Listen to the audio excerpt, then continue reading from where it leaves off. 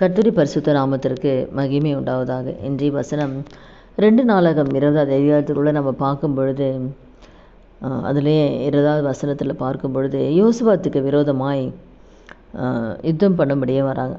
அம்மோன்புத்திரர், மோவாபியர், சேயர் மலை தேசத்தர் எல்லாம் யோசபாத்துக்கு விரோதமாக யுத்தம் பண்ண வரும்பொழுது அவர் யோசபாத் என்ன செய்கிறாருன்னா, ஃபஸ்ட்டு பாடகரை நிறுத்துறார். கர்த்தரை துதிக்கிற, அவருடைய கிருபை என்றும் உள்ளதுன்னு சொல்லி கர்த்தரை துதிக்கிற பாடகரை முதல்ல நிறுத்துறார். அவங்க யுத்தத்துக்கு போகிறதுக்கு முன்னாடி, அவர்களுக்கு முன்னாடி முதல்ல யாரை நிறுத்துறாருன்னா, ஆண்டவரை துதிக்கிற பாடகரை நிறுத்துறார். அப்போ அவங்க துதி செய்ய பாடி தொடங்கும் போதே இவங்க என்ன செய்யறன்னா, வந்த அத்தனை பேர் அவங்களுக்குள்ளேயே வெட்டுண்டு மடிக்கிறாங்க, அவங்களுக்குள்ளேயே வெட்டிக்கிறாங்க. அதுதான் ஆண்டரை துதித்து பாடும் பொழுது எப்படி சத்துருக்களை கர்த்தர் நிர்மூலமாக்குகிறார்.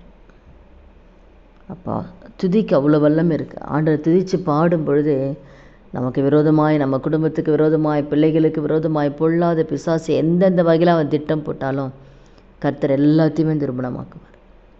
அது என்ன வேணா இருக்கட்டும், அவரை துதித்து பாடும் பொழுது கர்த்தர் நமக்காக யுத்தம் பண்ணுவார்.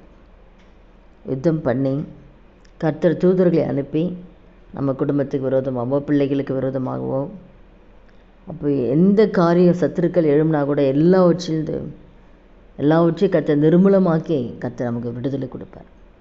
இல்லை நம்ம எந்தெந்த காரியம் ஆசீர்வாதம் பெற முடியாதபடி நம்ம கட்டப்பட்டு இருக்கலாம், ஜெபிக்க முடியாதபடி கட்டப்பட்டு இருக்கலாம், வேதம் வாசிக்க முடியாதபடி கட்டப்பட்டு இருக்கலாம், இல்லை நன்மைகளை, தெய்வன் வைத்திருக்க நன்மைகளை பெற்றுக்கொள்ள முடியாதபடி ஒரு கட்டப்பட்ட ஒரு வாழ்க்கைக்குள் நாம் இருந்தால் கூட அவரை துதி செய்ய தொடங்கும் பொழுது அந்த கட்டுக்கெல்லாம் அறுக்கப்பட்டு தேவன் வைத்த நன்மைகளை நம்மளால் பெற்றுக்கொள்ள முடியும்.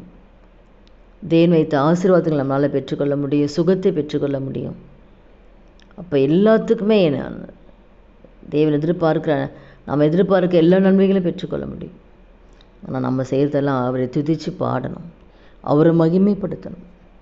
அதுதான், என்னை மகிமைப்படுத்துகிற எந்த ஸ்தானத்திலும் நான் இறங்கி வந்து உன்னை ஆசீர்வதிப்பேன்றார்.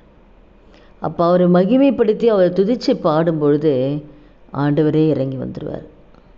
நம்மை ஆசீர்வதிக்கும்படியா, நம்ம குடும்பத்தை ஆசீர்வதிக்கும்படியாய், நம்முடைய வாழ்க்கையில் இருக்கிற குறைவுகள் மாறும்படியா கர்த்தரே இறங்கி வந்து நம்மளை ஆசீர்வதிப்பார்.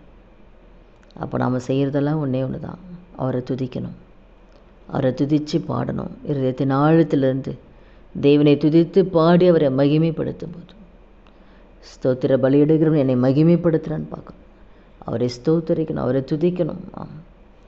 பாடல் பாடி அவரை துதித்து ஆராதிக்கும் பொழுது நிச்சயமாக நம்முடைய வாழ்க்கையில் தேவன் நிறைய மாதம் வருடங்கள் நீங்கள் எதிர்பார்க்க நன்மை கிடைக்காமல் இருக்கலாம். நீங்கள் துதித்து பாருங்களேன், தடைப்பட்ட எல்லா நன்மைகளும் தேடி வரும், ஆசீர்வாதங்கள் தேடி வரும். குடும்பத்தில் ஒரு சமாதானத்தை தேவன் கொடுப்பார், குடும்பத்தில் ஒரு மாற்றத்தை கர்த்தர் கொடுப்பார். இதனால் கூட இந்த வார்த்தை கேட்குற ஒவ்வொருத்தர் வாழ்க்கையிலையும் இனி வருகிற நாட்களில் என்ன நன்மை எதிர்பார்க்கிறீர்களோ நிச்சயமாக நீங்கள் துதித்து பாருங்கள். கர்த்தர் நீங்கள் நினைப்பதற்கு மேலான காரியத்தை ஆண்டவர் உங்கள் வாழ்க்கையில் தேவன் செய்ய போகிறார். உங்களுக்கு விரோதமாக எழும்பி நிற்கிற எல்லா சத்துருக்களையும் கர்த்தர் நிர்மூலமாக்கி கர்த்தர் ஜெயத்தை கர்த்தர் கொடுப்பார். அதை சோர்ந்து போகாதீங்க.